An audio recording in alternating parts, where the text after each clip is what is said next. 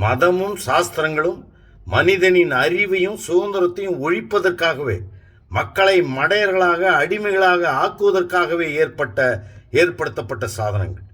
அவைகளும் மக்கள் காட்டுமிராண்டிகளாய் மிருக பிராயத்தில் இருந்தபோது ஏற்படுத்தப்பட்டவை.